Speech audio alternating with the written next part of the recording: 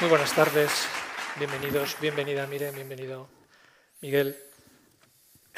El museo que nunca duerme, han puesto en el programa este coloquio.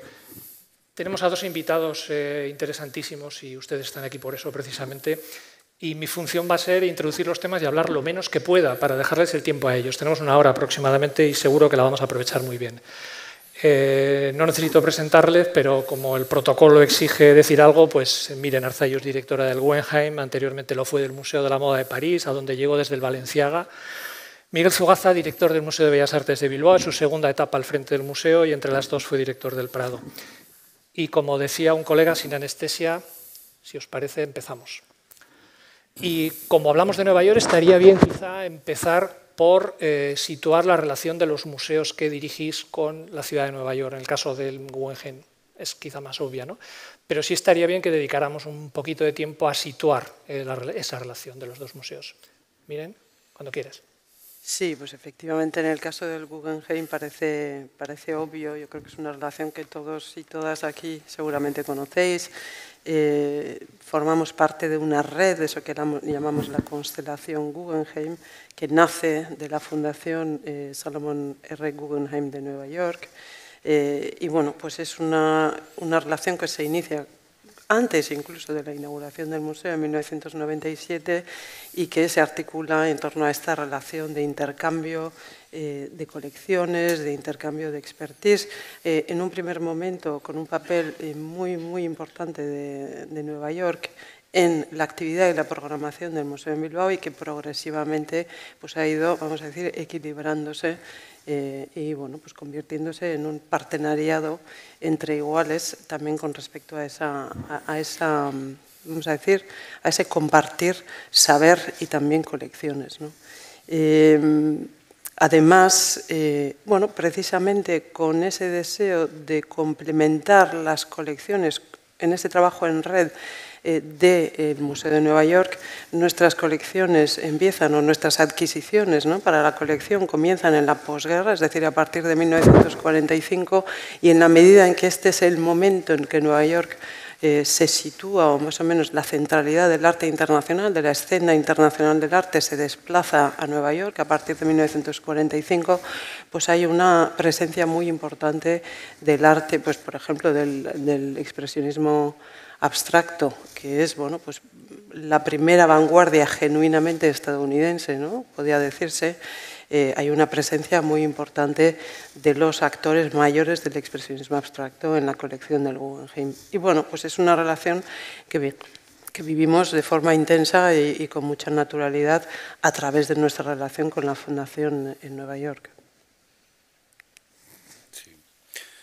Pues yo creo que gracias al Guggenheim podemos decir que vivimos en Nueva York también. Yo creo que hay una cierta, desde que se instaló el Guggenheim, por lo menos, por no decepcionarle a Juan Carlos Eguillor, ¿no?, vivimos una fantasía, ¿no?, de simplemente pasando la puerta del edificio de Getty, parece que entramos en la experiencia del arte, ¿no?, que propone el museo.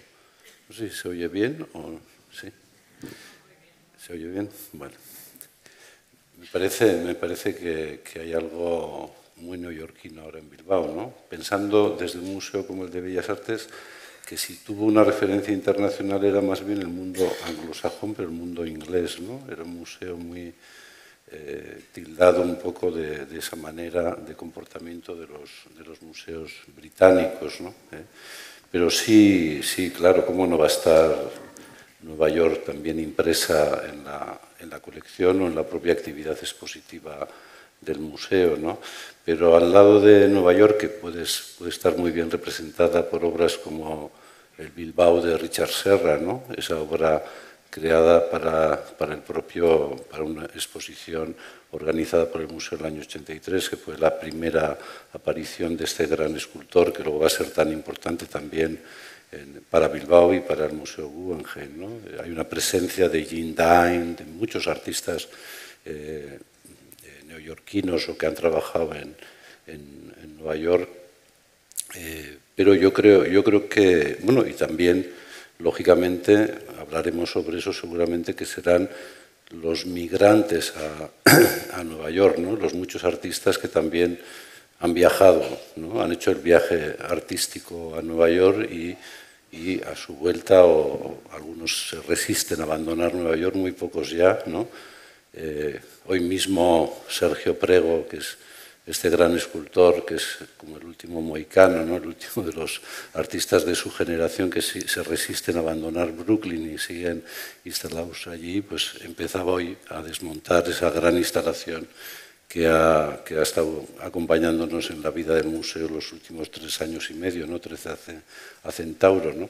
Pero hay muchos artistas, al entrar le he visto a Jesús Mari Lazcano también, que su paso, digamos, por la Gran Manzana también dejó una divisa impresa en su trayectoria, y afortunadamente alguna obra de esa herencia neoyorquina en la pintura de Lazcano está también en nuestra colección, ¿no?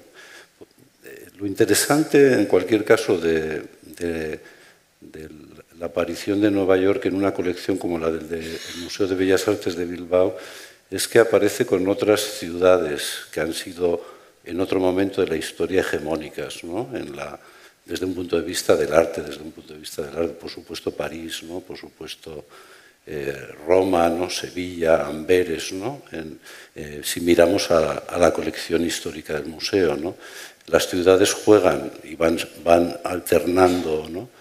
Posiciones más o menos hegemónicas, ¿no? En relación al arte, y desde luego a Nueva York le ha tocado, como decía muy bien Miren, en la segunda mitad, sobre todo en la segunda mitad del siglo XX, un papel fundamental, ¿no? Luego, si os parece, hablaremos del tema de los artistas vascos, pero viendo un poco la importancia que tiene Nueva York en el arte desde 1945, lo señalaba Miren, me pregunto cuáles son, a vuestro juicio, los pilares que sustentan esa preponderancia de Nueva York, porque a veces se tira un poco por lo fácil, ¿no? Es decir, bueno, la importancia económica del país, la importancia política del país, pero bueno, hay experiencias que dicen que eso no vale, ¿no? El Imperio Austrohúngaro se desmoronaba, o sea, era ya una ruina, y las vanguardias tradicionales triunfaron en Viena, en una ruina. Suiza es un país cuyo peso en el PIB y en las relaciones internacionales es cero, o sea, es muy poco. Es verdad que hay mucho millonario, pero el país no tiene ninguna trascendencia y tiene las mejores galerías y un montón de ferias de absoluta relevancia. ¿Qué es lo que hace de Nueva York, lo que realmente hace de Nueva York, ese polo de atracción que crea esa fuerza que tiene en este momento? Todavía, 70, 80 años después del final de la Guerra Mundial, tiene todavía ese peso. Bueno, yo creo que una de las claves siempre ha sido esa migración de artistas que no se circunscribe solo vamos a decir, a la posguerra a partir de 1945. Y ya había artistas procedentes de todo el mundo en Nueva York en los años 10, en los años 20, en los años 30.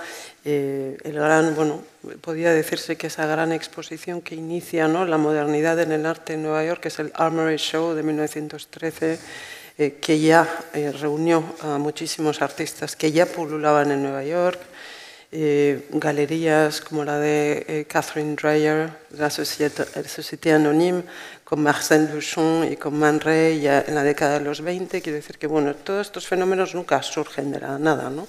Pero efectivamente después de la guerra, después de la Segunda Guerra Mundial, está esta potencia económica y no solo esto, ¿no? Yo creo que hay una energía urbana también, un clima de libertad, de experimentación que emerge en Nueva York. El papel de la crítica, por ejemplo, que es absolutamente fundamental, junto con el nacimiento del expresionismo abstracto, ese capitalismo cultural, las galerías, los coleccionistas, los mecenas, bueno, toda esta concentración de factores que surgen en este momento y que parece que continúan, ¿no?, siendo muy característicos de la escena artística de Nueva York, que hacen que todavía siga siendo una escena absolutamente vibrante. Otra cosa es, bueno, pues hay gente que dice que efectivamente es quizá una escena muy saturada, que los artistas emergentes hoy no tienen tanta capacidad para ser vistos, con la carestía del espacio, de las galerías. Bueno, pues evidentemente hay cuestiones que hacen que no sea esa escena quizá de la posguerra, pero que sigue siendo, ¿no? Desde luego, en términos de mercado global, sigue siendo posiblemente la escena más importante. Sí, yo estoy totalmente de acuerdo. Yo creo que a Nueva York, como a cualquier otro centro de arte importante, en el caso de Nueva York sucede a París, ¿no? De alguna manera, ¿no? Y le sucede, para empezar, económicamente. Es una ciudad tan pujante económicamente, con una sociedad tan rica, que dirige una parte de la plusvalía de esa riqueza, se dirige hacia el arte, ¿no? Pero cuando ahora tratamos de, o reivindicamos a Nueva York como un centro de arte, lo vemos desde que empezaron a defender a la vanguardia. Y no fue siempre así. El mercado del arte en Estados Unidos a principios de siglo y en Nueva York en particular era ultraconservador. De hecho, el MoMA, que es el museo, bueno, un ingrediente muy importante del éxito de Nueva York como centro hegemónico del arte, fue el concebir el museo que iba a establecer el canon, ¿no? De lo que era la vanguardia, ¿no? A través de una institución como es el MoMA y a través de un director, su primer director, Alfred Barr, que tuvo clara la misión de tratar de explicar, de definir qué era eso del arte nuevo, ¿no? Pero cuando nace el MoMA, yo siempre suelo decir que el MoMA nació 6 años después que el Museo de Arte Moderno de Bilbao, ¿no? Eso yo creo que es importante. Es muy de Bilbao. Subrayarlo. Luego, hombre, el derrotero de cada museo pues es diferente, pero creo que se despertara como una iniciativa pública y privada, ¿no? El Museo de Arte Moderno en Bilbao un poco antes que en Nueva York. Y es que realmente yo creo que en Nueva York el MoMA nace como una trinchera para defender el arte más de vanguardia de lo que era el gusto dominante, que era un gusto muy conservador. Y de hecho, cuando ves, cuando ves el origen del MoMA, ¿no? Casi un apartamento, ¿no? Con unos cuadros modernos, ¿no? Se explica muy bien, ¿no? Que es como una pequeña parte de la sociedad, ¿no? Otra cosa es luego la deriva, ¿no? que toma el arte moderno y el MoMA en particular, ¿no? Pero yo creo que sí, yo creo que ha definido muy bien. Los ingredientes es el poder económico, el mercado, un mercado del arte muy potente, al lado del mercado el coleccionismo, evidentemente. El interés de los artistas, que al principio puede ser un interés de llegar a relacionarse con la cultura neoyorquina, pero que se hace casi de una forma forzada por motivo de la Segunda Guerra Mundial, ¿no? El traslado masivo, casi diría, de artistas europeos al ámbito norteamericano genera un contexto de arte absolutamente inédito, ¿no? para Nueva York. Y yo creo que el tercer ingrediente, yo diría, esa institucionalización de lo que está pasando con el arte, que se refleja muy bien en el MoMA, pero poco después va a aparecer el Guggenheim y el resto de los museos modernos de la ciudad. El Whitney, sí. ¿Tenéis la impresión de que hay una división? Es que no te veo, César, espera. Sí, me daba miedo echarlo para atrás, no se vaya a caer. Ya está, ya está. Decía que tenéis la impresión de que hay una división en el mundo del arte y de los museos, porque Nueva York es un centro de museos, perdón, muy pujante, pero podríamos decir que lo es mucho más sobre todo en el arte contemporáneo, porque en el arte clásico, digámoslo así, hay media docena de museos en Europa probablemente imbatibles en ese terreno, ¿no? Con los que es imposible competir, ¿no? Tú has dirigido uno, pero no hablemos del Hermitage o de la National Gallery o, por supuesto, del Louvre, ¿no? Contra eso, ¿quién compite, ¿no? Colecciones reales formadas durante siglos, ¿quién compite en 50 o 60 años, ¿no? Es decir, el éxito de Nueva York también es haber sabido buscar su nicho de especialización. El Met es una referencia también, ¿no? No, el Met yo creo que es un museo, para mí es el mejor museo del mundo. Sí. Pero es un gusto personal, pero sí, por la idea que tienen, así como, hombre, las grandes colecciones históricas que definen los grandes museos europeos, pues bueno, son irrepetibles, ¿no? Pero la idea de concebir desde el mundo, desde la edad contemporánea, un museo donde entran todas las artes, ¿no? Donde no hay límites entre los tiempos del arte, las procedencias del arte, las formas del arte, yo creo que eso es una maravilla. La invención del Met es extraordinaria, ¿no?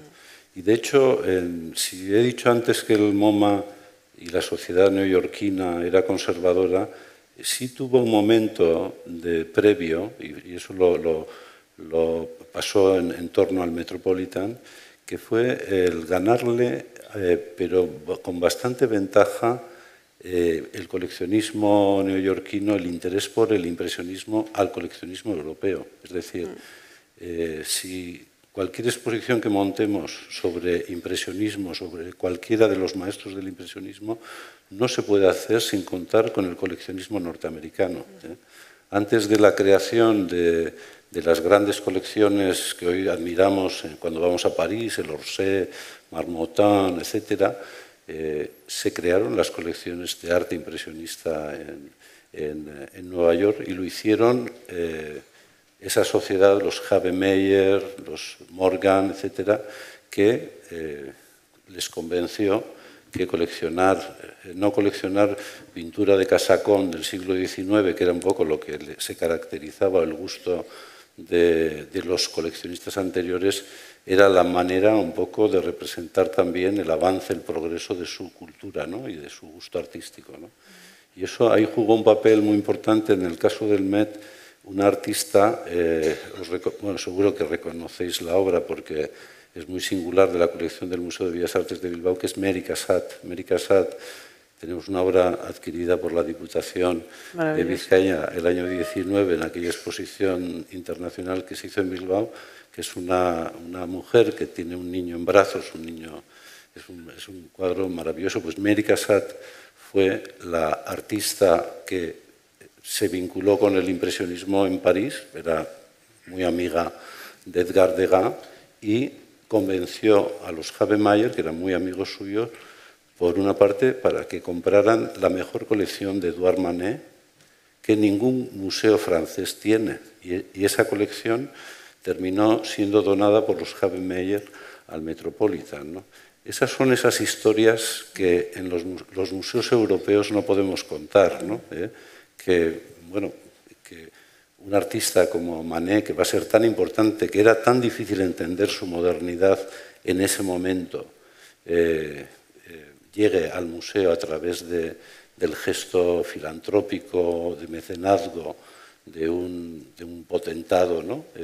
Pues yo creo que eso es muy extraordinario. Eso no pasa tampoco ni en los museos británicos, ¿no? Es muy excepcional. Lo mismo pasa en el Guggenheim con la colección Tannhäuser, que también es impresionista, postimpresionista, que hemos tenido ocasión de ver en el Guggenheim de Bilbao y que vino también de alguna forma a completar en ese sentido la colección del propio Salomon Guggenheim, ¿no?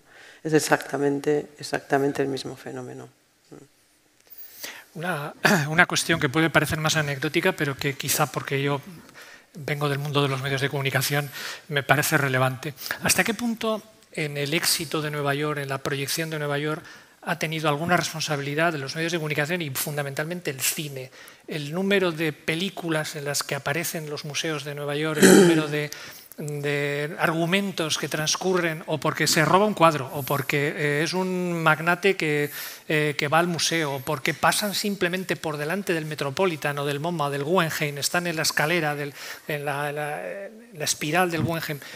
¿Hasta qué punto eso? Cosa que, por cierto, no pasa en los museos europeos. Tampoco hay tantas películas europeas en las que aparezca la National Gallery, por ejemplo, o el Hermitage, ¿no? Pero las películas americanas, las películas ambientadas en la ciudad de Nueva York, es muy rara una película ambientada en el centro de Nueva York donde no aparece en algún momento un museo, uno de los grandes museos.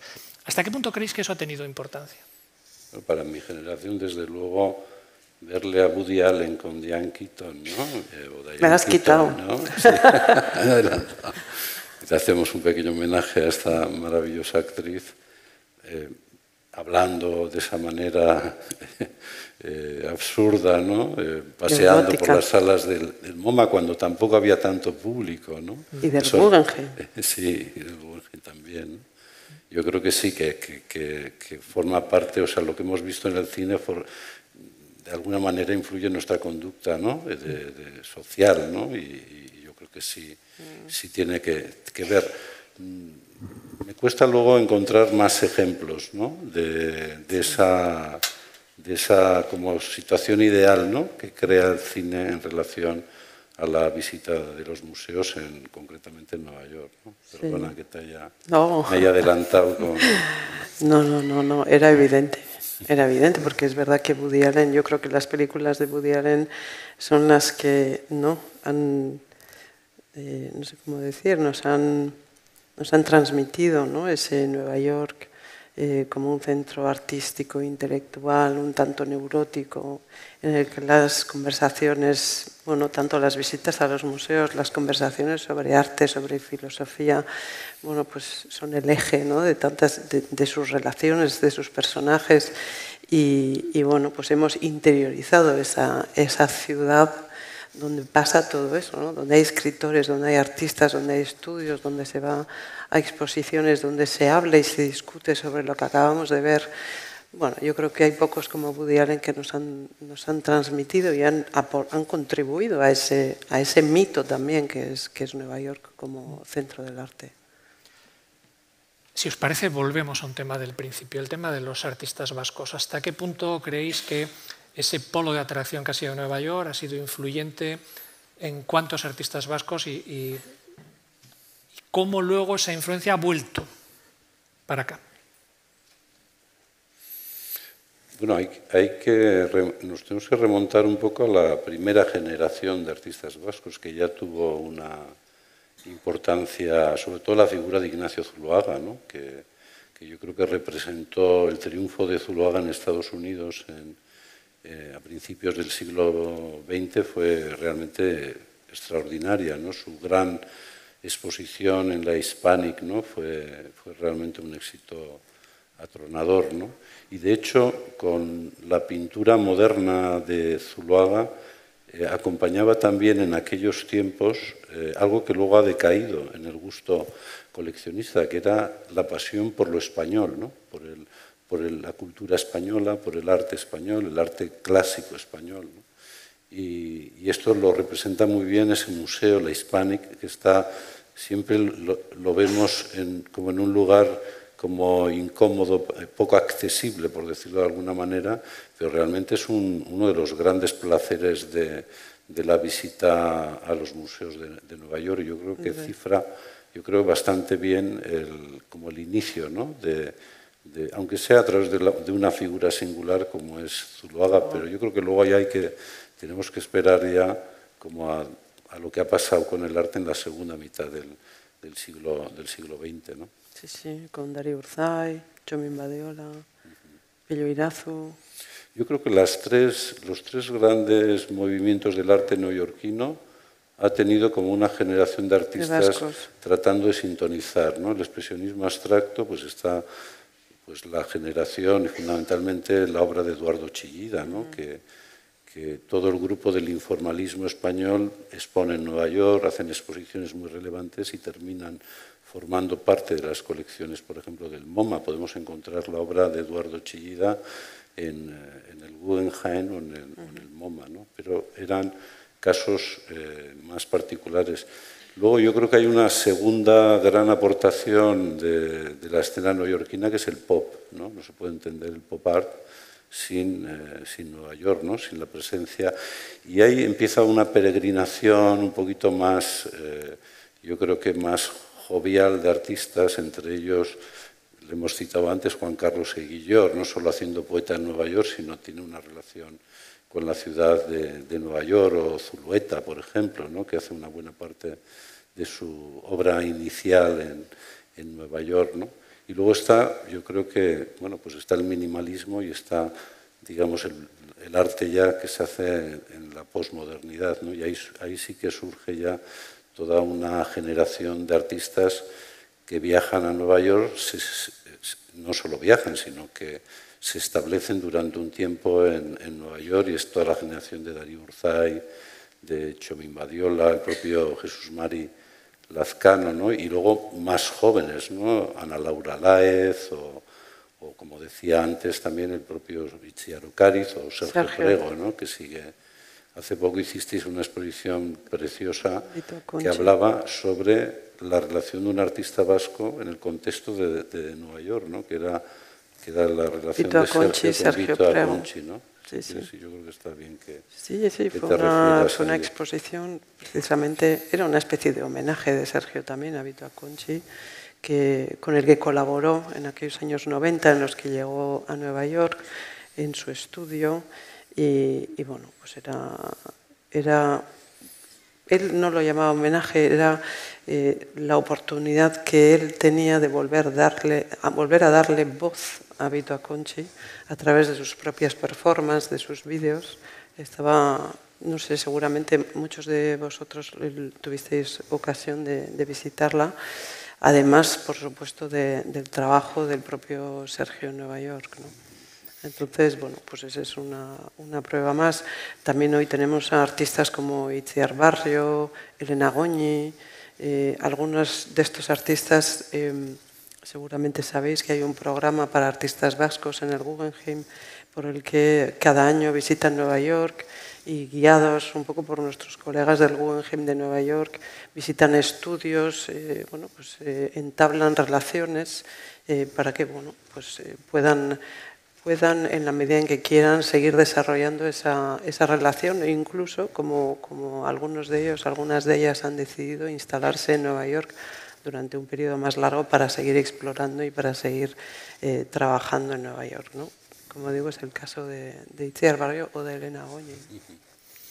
¿Tenéis la impresión hay de un que... vaso, yo no sabía, pero preparando un poco esta conversación, yo no sabía que en aquella foto famosa de la viga donde están descansando los obreros hay un vaso. Eso dicen. Sí, no sé si está comprobado, si es serio. Pero nos encanta creerlo. Tal Ignacio Ibargüen. Sí, está encendiéndose un pitillito ahí subiendo.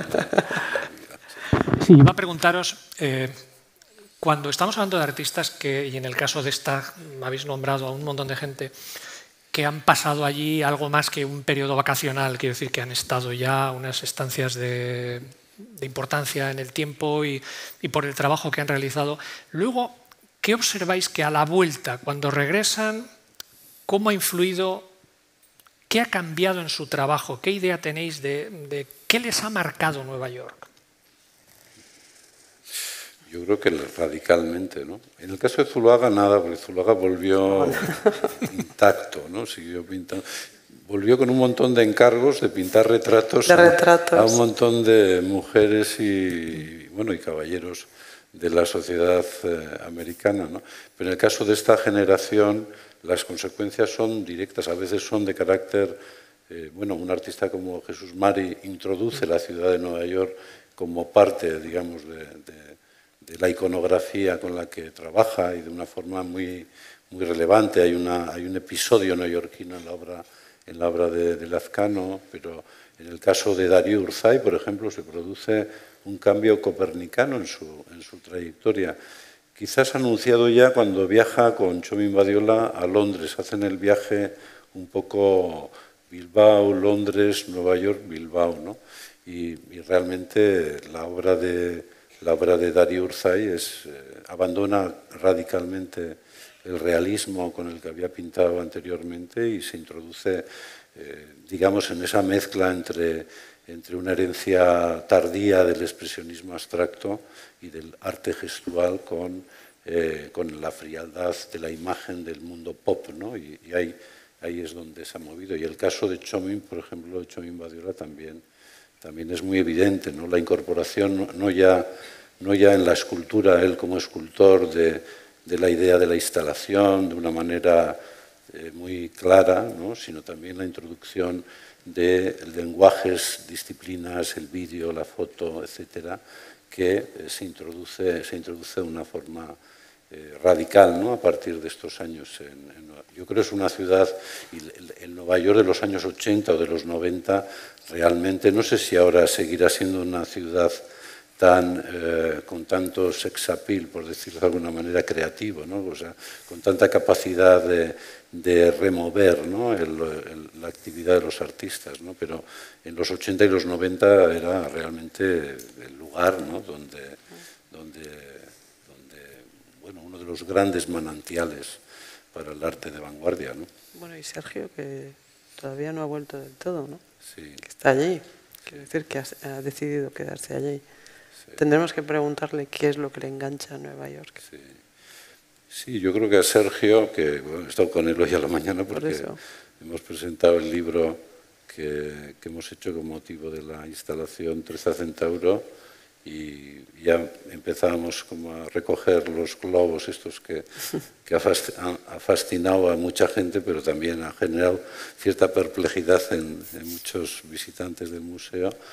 Pero yo creo que a él, una de las cosas que ha dicho, yo creo que tiene que ver con ese interés particular que tiene él por la arquitectura, ¿no? De hecho, la colaboración que tuvo con Vito Acconci era cuando Vito Acconci estaba desarrollando proyectos relacionados con la arquitectura, ¿no? Y la verdad es que yo creo que funda buena parte de su trabajo en esa relación, ¿no? Y yo creo que Nueva York todavía le ofrece, y yo creo que es muy difícil mantenerse ya como artista en Nueva York. Yo creo que antes era mucho más fácil, ¿no? Viajar y encontrar un lugar para poder trabajar. Yo creo que ya es una ciudad muy cara y muy difícil para los artistas que están desarrollando sus primeras etapas o trabajos tan fuera del mercado del arte, como es el trabajo que hace Sergio Prego, ¿no? Al hilo de esto que acabáis de decir, es decir, el problema que puede surgir y que surge en cualquier organismo vivo cuando empieza a faltar sangre joven, ¿no? Es decir, el hecho de que los artistas jóvenes tengan, lo que acaba de decir Miguel, tengan cada vez más difícil llegar allí, instalarse, trabajar, se está produciendo también otro fenómeno que quizá pueden los dos tener algún efecto en quizá el inicio de la decadencia de Nueva York. El ejemplo que es el traslado del mercado del arte, de los grandes clientes del mercado del arte. Es decir, empieza a haber comprado un país emergente muy claro, que es China, otros países asiáticos. Europa está perdiendo peso, llama la atención, corregidme si me equivoco, Reino Unido y Francia compran mucho más arte que Alemania. No sé si en esto influye la crisis que Alemania arrastra ya desde hace unos cuantos años, pero Alemania, su PIB es superior al de Reino Unido y Francia, y sin embargo en el mercado del arte su peso es mucho menor, y esto irrumpen países árabes, países del sudeste asiático, China. Es decir, el eje parece desplazarse hacia Oriente en detrimento de Europa y seguramente también de Nueva York. Entonces, entre ese movimiento del mercado y esa falta de sangre joven, ¿va a tener algún impacto en la ciudad de Nueva York? Hombre, yo creo que efectivamente hay desplazamientos y emergen nuevos centros de arte, y efectivamente este fenómeno del coleccionismo en Asia, ¿no?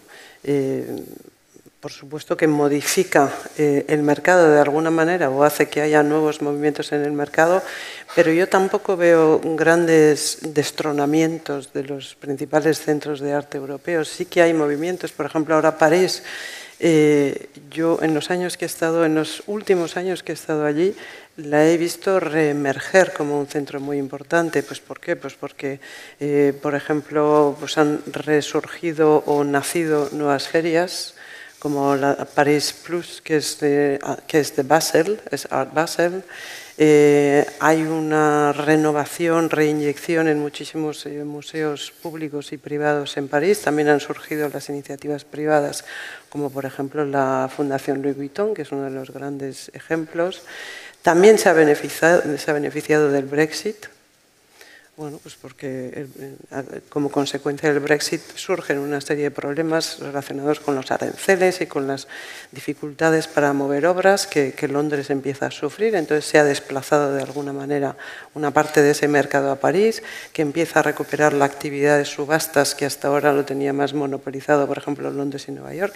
Quiero decir que hay desplazamientos entre ciudades y yo no veo a ninguna destronada del todo. Otra cosa es que efectivamente Hong Kong de repente sea un centro de arte absolutamente fundamental, con otra Art Basel en Hong Kong, y con una emergencia también, con la emergencia de los coleccionistas asiáticos, de artistas asiáticos emergentes, ¿no? Entonces sí que puede generar pues una mayor diversidad en el mercado y bueno, pues una geopolítica del mercado del arte mucho más compleja. Pero yo no veo el hundimiento de ninguna de estas ciudades, ni de Nueva York, ni de Berlín, ni de París, ni de Londres. El hundimiento, vamos, tampoco las veo. Cada una, yo creo que tiene sus fuerzas. Por ejemplo, en Francia, que hablo ahora mucho de Francia porque acabo de venir de allí, Pero hay en cuanto, por ejemplo, a la administración pública, a la inversión pública en arte, en apoyo a artistas emergentes, pues se caracteriza por encima de todos los demás, ¿no?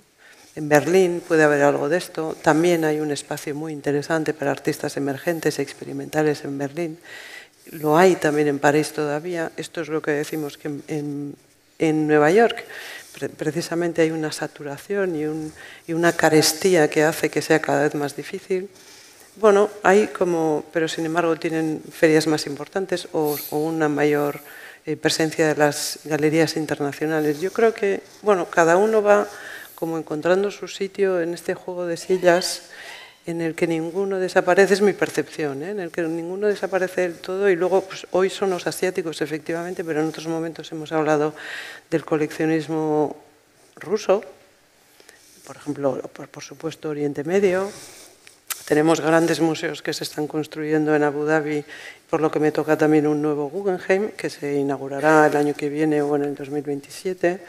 Entonces, bueno, todo eso efectivamente lo que nos trae es una grandísima diversidad del mercado y también del arte, ¿no? Del propio arte que ahora procede de muchos lugares del mundo. Por ejemplo, ahora nosotros que estamos muy cerca del desarrollo de este nuevo museo Guggenheim en Abu Dhabi, pues va a suponer, ya están constituyendo una colección extraordinaria y que, aunque tiene una vocación global, como todas las colecciones de los diferentes Guggenheims, pues sí que va a poner en valor pues el arte de artistas emergentes en Oriente Medio, en el norte de África, incluso en Asia, ¿no? Y bueno, pues eso es la constitución de nuevas colecciones que nos van a dar, bueno, que nos van a permitir acceder a un tipo de arte que quizá pues veíamos menos o disfrutábamos menos en Europa o en Estados Unidos. Sí, yo creo que si no pierde la hegemonía Nueva York, lo que se ha hecho es compartirla, ¿no? Compartir esa hegemonía. Y además yo creo que el movimiento del Guggenheim fue un movimiento consciente, ¿no? De adaptar el museo a una nueva era, que era la era de la globalización, con todas, digamos, las idas y venidas que tiene ese proyecto, la realidad que genera ese proyecto, ¿no? Pero yo creo que el Guggenheim y la idea que tuvo Tom Crenz en el momento de lanzarse a buscar esa visión global de la institución con asociaciones importantes, yo creo que señala un poco esa idea de compartir la colección del Guggenheim con otros centros. Otra cosa es lo que pasa con el mercado del arte. Yo creo que muchas veces tratamos como de verlo todo junto, pero yo creo que lo que pasa con las grandes subastas, lo que pasa con las grandes ferias y demás, yo creo que es una nota dentro de lo que pasa con el arte, ¿no?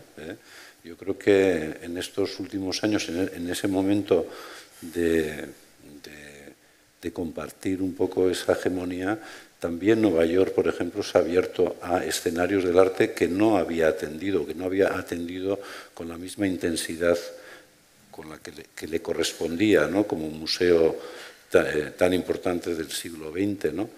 Es, por ejemplo, el ámbito latinoamericano, ¿no?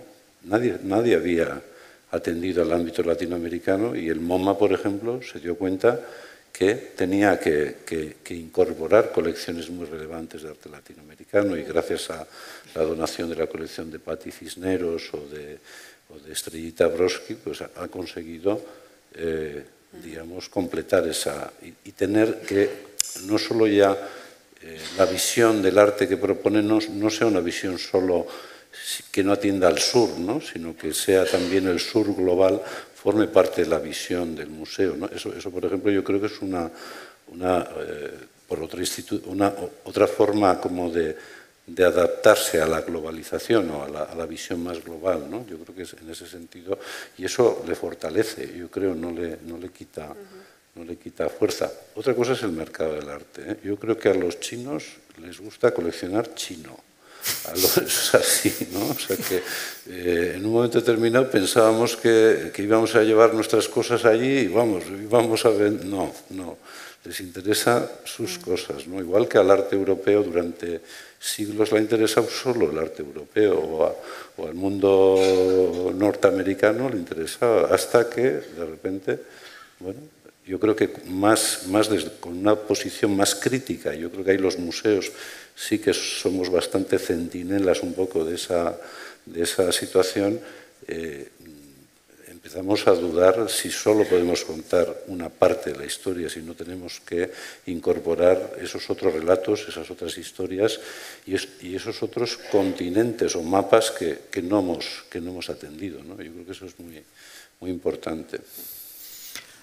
Aunque es cierto que en el caso de Estados Unidos el papel de la administración respecto de los museos no tiene mucho que ver con el caso europeo, ¿no? Donde los museos, la gran mayoría, sí tienen una vinculación muy profunda, pero ¿tenéis alguna preocupación porque una administración, y voy a calificarla solo de imprevisible, como la actual administración norteamericana, pueda tener algún impacto sobre la propia atracción de la ciudad? Es decir, cuando hablo de imprevisible puedo ser desde unos aranceles extraños que aparezcan por ahí en alguna parte, hasta una disminución de las compras que hacen las administraciones de obras de arte o de los encargos, cosas así. O al revés, o todo lo contrario, es decir, que de pronto hicieran muchas más compras, no lo veo probable, pero bueno, que hicieran muchas más compras o que facilitaran mucho más el comercio y la circulación de arte a todos los lados, a sus continentes de la izquierda y de la derecha.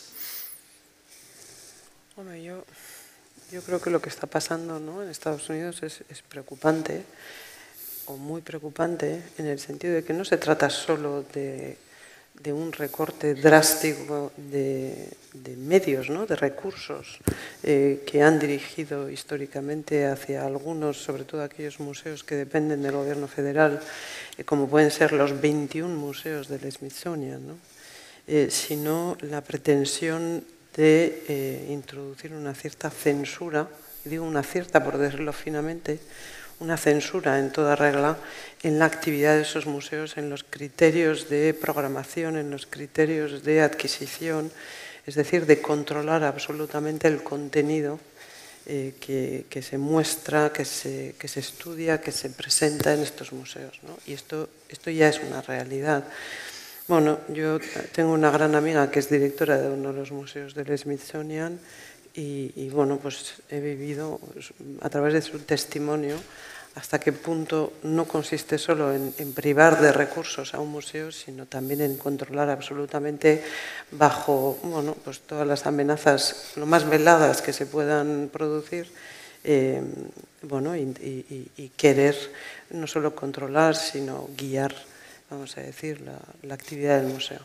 Entonces, bueno, pues esto yo creo que es lo más preocupante que puede producirse en cualquier país del mundo, cuando hablamos de cualquier administración del mundo y en su actuación con respecto a la política cultural, a la política de museos o bueno, pues a su ambición de censurar la cultura, ¿no?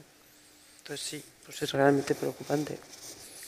Sí, yo creo que las noticias que nos llegan de las decisiones que toma el gobierno de Trump sobre las instituciones públicas, para empezar, ¿no? El Smithsonian, pues es un aviso para navegantes, ¿no? Yo creo que hay que estar muy atentos porque es una clara intervención política, ideológica sobre la programación de los museos, ¿no?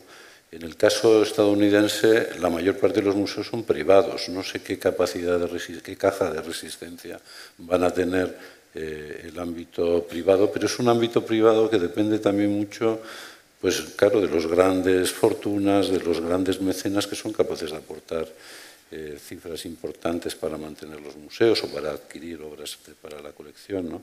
Y, por ejemplo, pues antes de la vuelta de Trump estábamos viendo un poco el movimiento contrario que se estaba produciendo en Estados Unidos desde poco antes de la COVID, ¿no? Digamos, como se habían puesto en la agenda de los museos de una manera muy radical y muy espontánea, pues los problemas de género, los problemas de raza, etcétera, ¿no? Había habido grandes cambios en las direcciones de los museos, en las fórmulas de gobernanza de los museos y tal. Sí. Pero de esa situación bueno, parece como que se quiere dar la vuelta, ¿no? Yo creo que es preocupante la situación y en qué medida eso termina afectando también por imitación, por contagio a lo que hacemos en el resto del mundo, ¿no? Yo precisamente, bueno, por casualidad, el año pasado, en 2024, realicé una residencia profesional en Nueva York, que estuve 2 meses, primero un mes en mayo y otro mes en noviembre, y el tema que me interesaba especialmente, que hoy parece pues irónico, era las políticas de diversidad en los museos americanos y muy concretamente en los museos neoyorquinos, porque se había desarrollado de tal forma, es decir, que todos los museos estaban incorporando en sus equipos a personas bueno, pues específicamente dedicadas a la introducción de medidas que garantizaran la diversidad de género, la diversidad de raza, la diversidad de cuerpo, ¿no? Es decir, en las colecciones con ese, vamos a decir, ese objetivo de que nadie se sintiera excluido en un museo, que todo el mundo pudiera sentirse identificado, ¿no? Con la historia que se cuenta, con las obras que se ven, ¿no? Que se observan. Y había sido tan radical el desarrollo de todas estas políticas que a mí me interesaba mucho, porque me da la impresión de que, bueno, desde luego en Francia había muchas dificultades para seguir en esa línea. Esto era un movimiento que surgió sobre todo a partir del Black Lives Matter, donde hubo una revolución incluso interna en muchísimos museos de Estados Unidos, ¿no? Y ahora lo que estamos viendo pues es lo como decía Miguel, vamos a decir, el objetivo político o ideológico de darle absolutamente la vuelta a todo esto y de introducir, creo que lo llaman algo así como la verdad y la mesura en los museos de Estados Unidos, ¿no? Así es como lo ha llamado la administración Trump. Entonces, bueno, pues es realmente muy preocupante y no se limita a una cuestión de recorte de recursos, ¿no? Además, como decía Miguel, no hay tantos museos públicos que vayan a ver su actividad tan limitada por un recorte en los recursos, y sin embargo yo ahora, como había hecho este seguimiento de las políticas de diversidad en diferentes museos, hoy vuelvo a las páginas web de todos estos museos que tampoco dependen del gobierno federal, donde todos esos manifiestos en torno a la diversidad han desaparecido de sus páginas web. Luego, aunque no dependan directamente de los recursos del gobierno federal, saben que esta posición de una administración como es la de Trump va a tener un impacto en sus propios mecenas, en sus propios, bueno, pues en todos aquellos que hacen posible la financiación de una manera o de otra del museo, ¿no? Y esto es dramático. Sí, el Metropolitan es el único, no sé si el museo del barrio, Brooklyn o así, pero de los grandes museos neoyorquinos, el Met es el único que recibe fondos públicos, pero es el 10% de su presupuesto, solo el 10% del ayuntamiento, digamos, de la ciudad, ¿no? Pero sí reciben, todos los museos de Nueva York reciben una dádiva muy importante, que es la indemnity. La indemnity es la garantía para cubrir el seguro de todas las exposiciones que programan los museos norteamericanos, ¿no? Eso, que reduzcan, eso es una forma de control, es decir, eso lo aprueba el Departamento Federal correspondiente, el poder no tener que pagar los seguros comerciales a la hora de organizar las grandes exposiciones que organiza el Metropolitan, el MoMA, etcétera, ¿no? Ahí sí que hay formas de control bastante claras, ¿no? Pero nos quedan muy tristes. Hoy sí. Nos quedan 9 minutos y nos han pedido que nos ajustemos a la hora, y esto es un festival de humor. Y seguro que están todos pensando, bueno, pues en fin, ¿qué temas más serios, ¿no? Así que bueno, yo os voy a lanzar 2 últimas preguntas, primero una y luego la otra, bueno, donde vamos a estar un poco más, no sé si humorísticos, pero más ligeros. Una cuestión, lo comentábamos hace un momento antes de entrar. Hay un anuncio en televisión ahora donde dice, por fin comprar un coche es divertido. Todo tiene que ser divertido. Anteayer o el viernes, una cosa así, había un debate en X, la red social, donde alguien pedía opinión sobre el Ulises de James Joyce y alguien con mucha contundencia decía, es un libro nada divertido. Y lo decía en tono negativo. ¿Visitar un museo tiene que ser una experiencia divertida?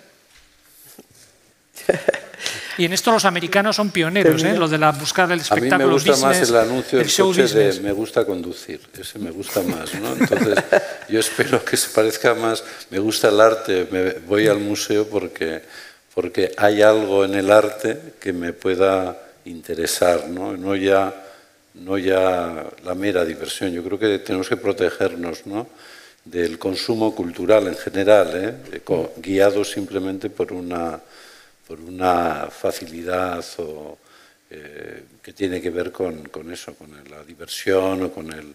Yo creo que no tenemos que hacer aburridos los museos, no tenemos que hacer aburrido el arte o la relación de los distintos públicos con el arte, pero tampoco engañarnos. El arte es algo muy serio, ¿no? Cuando el arte se manifiesta, o el arte por lo menos, bueno, da igual que sea la literatura, la música, pero en el caso del arte, de las artes plásticas, lo que contiene es algo relevante, ¿no? Y es algo relevante porque tampoco es tan fácil. Si lo consumiéramos con tanta facilidad no volveríamos constantemente a Ulises, ¿no? O a buscar, digamos, esos referentes que tienen que ver con la alta cultura, ¿no? Yo creo que hay que tratar de... Pero de todas formas, acabo de venir de ver otra vez la maravillosa exposición de Saul Steinberg, ¿no?, que se ha organizado en el marco del festival. Y, hombre, ahí sí que ahí está el humor, pero también es un humor que no nos engaña Steinberg, ¿no? Es un humor duro, es un crítico, humor inteligente, con una ironía enorme, pero que también te pone delante las paradojas, las contradicciones de nuestra condición humana y de nuestra contemporaneidad, ¿no? Y eso es lo que yo creo que el arte, si tiene una utilidad, es mostrar esa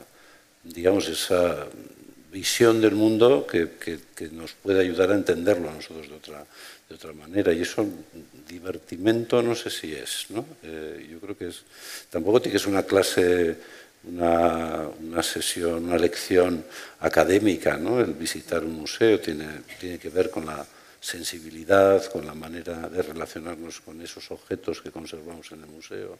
Tiene que haber placer también al lado de la censura o de la crítica o del cuestionamiento de lo que el arte nos cuenta, ¿no? Pero tiene que haber algo lúdico, pero no solo eso, ¿no? Yo creo que esa es mi visión. Les decía antes a Miren que yo la única vez que he visto sonreír a los visitantes en una exposición de un museo fue con David Hockney, la exposición que compartió el Guggenheim con la Royal Academy, y eran los paisajes, él pintaba con el iPad, hacía esas escenas, esas puestas en escena en esos vídeos tan alegres y tal, y de repente ves a la gente sonriendo. Normalmente cuando vas al Prado a ver Veronés y la gente está, ¿no?, está como estudiando para no perderse. No.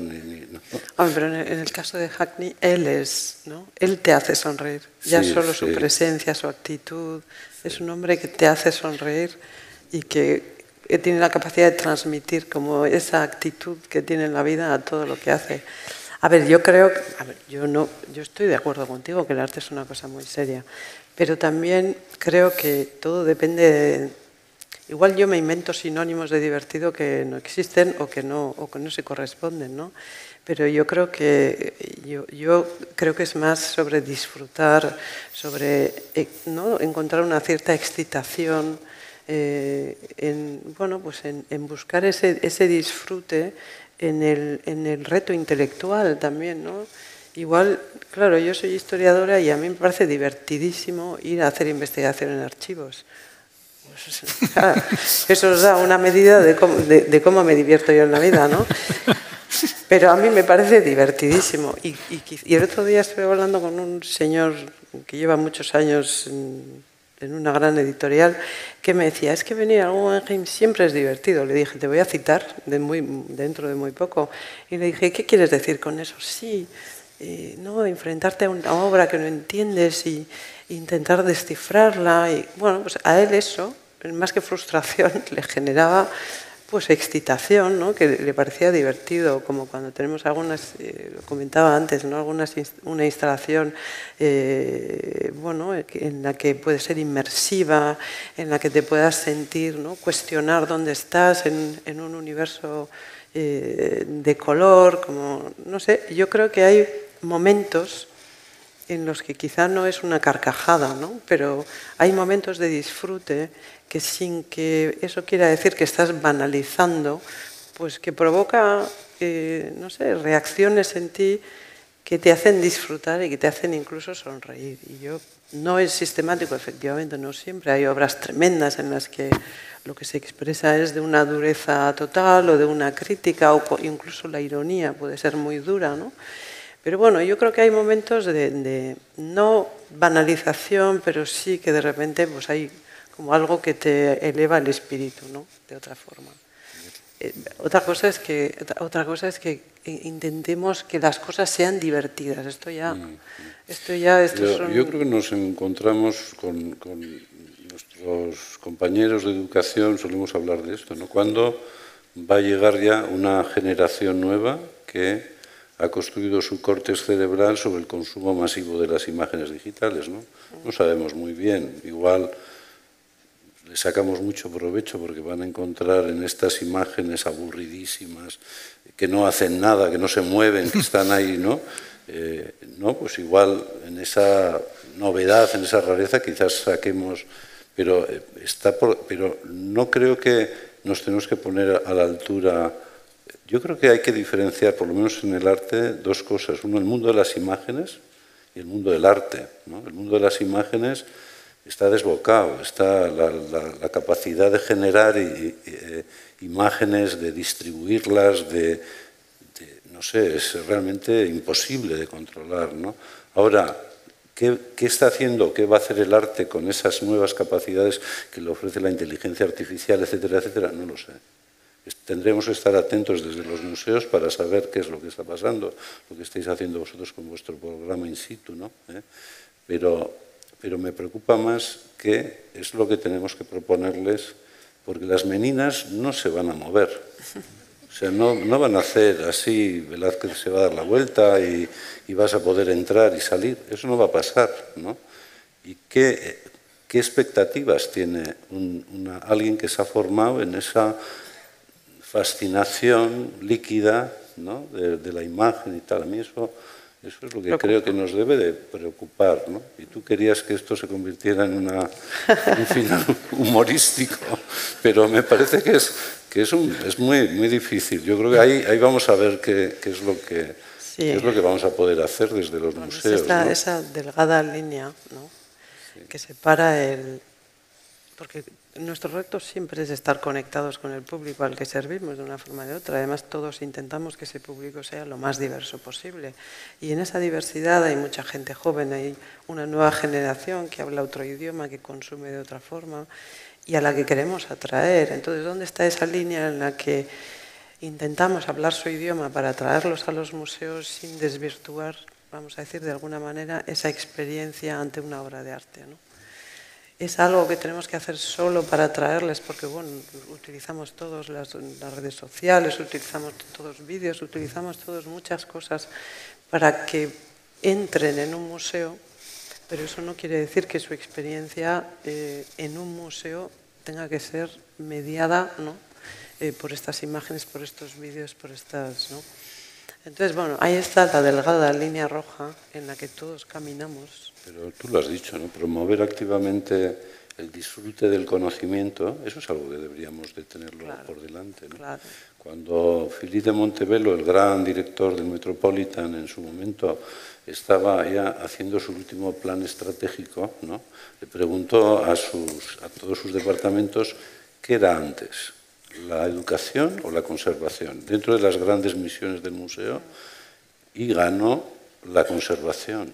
Es decir, el estudio, el cuidado intelectual y material de las obras es previo a luego tener, digamos, poder trasladar toda esa riqueza de conocimiento al público, ¿no? Lo que hacemos ahora, acabamos de estrenar nosotros nuestra nueva plataforma digital, ¿no? Es tratar de incentivar, como a través de una visita global del museo, de todo el museo, incentivar un poco eso, ¿no? Esa búsqueda de conocimiento. Yo creo que eso también debe de ser algo que nos compete de una forma importante, ¿no? Lo que pasa es que se ha complejizado tanto la misión o lo que es un museo. ¿Te acuerdas de estos últimos debates que ha habido en el seno del ICOM? Harán vueltas con lo que es la definición de un museo, que ha ido de una definición clásica de conservar, estudiar, presentar, ¿no? Y siempre con esa misión de conservar y también pedagógica, ¿no? Ahora ya la definición de museo se ha desarrollado hasta un punto en el que somos, ¿no? Un lugar de encuentro, un lugar de empatía, un lugar para el diálogo, un lugar... Quiero decir que, bueno, pues en esa apertura de esa definición, esa complejización de lo que es un museo, pues parece que están entrando también conceptos como el entretenimiento, y ahí es donde, bueno, a todos nos cuesta salir de lo serio que nos parece el arte. Y la última pregunta, que esta pregunta la tengo yo aquí heredada con una respuesta muy concreta. Vamos a imaginar qué peliculero es esto que robáis en un museo de Nueva York, pero no tiene ninguna consecuencia, es un robo virtual. ¿Qué obras de un museo de Nueva York traeríais, una solo, para vuestro museo, Bellas Artes Guggenheim, y para vuestra casa? Es decir, 2 títulos cada uno de vosotros. Obras de Nueva York, porque claro, es el juego que estamos haciendo aquí. Obras que están en este momento expuestas en Nueva York. Encima que nos cuesta elegir uno. Bueno. Yo tengo muy claro. Yo traería el Guernica, que estuvo en el MoMA. Ya, pero ahora no está. Miguel, eso es trampa. Eso es trampa. Ahora no está, lleva 40 y tantos años. Os recuerdo que el Museo de Bellas Artes de Bilbao hizo todo un proyecto para acoger el Guernica antes de instalarlo en Guernica, ¿no? Entonces, bueno, hay cierta nostalgia. Bueno, hace 40 y tantos años que está, ¿no? fuera de Nueva York. Y luego hay una obra, yo creo que imposible de robar, pero que si se puede llevar a una cuadrilla de herreros, yo me traería otra vez para España y tal, y para el País Vasco, es la reja esa maravillosa del coro de Valladolid, que está en el Metropolitan, ¿no? Que lo vendieron los curas de Valladolid, lo vendieron en los años 20, por nada, y es de un herrero de Lorrio. Está hecho por un herrero Tenía que ser. De cerca de Durango, ¿no? Entonces, ¿eso es para tu casa o para el museo? Eso, bueno, yo me gustaría tener una casa, bueno, puedes incluso empapelar la casa entera con la reja, ¿no? Pues sería un buen recuerdo. ¿Y qué otra? Vale, esa para el museo por dimensión. ¿Y para tu casa qué te traerías de Nueva York? Bueno, yo creo que cualquiera de las obras maravillosas del MoMA, ¿no? De la vanguardia histórica, ¿no? Que es un poco también lo que menos tenemos no sé, Cézanne o alguna de estas obras estupendas de los rusos, de la vanguardia rusa. Miren, ¿y tú? Pues mira, yo últimamente, pero no porque nunca haya pensado robarla, pero siempre voy en peregrinación en el MoMA. Bueno, en el MoMA vamos en peregrinación a ver muchas obras, ¿no?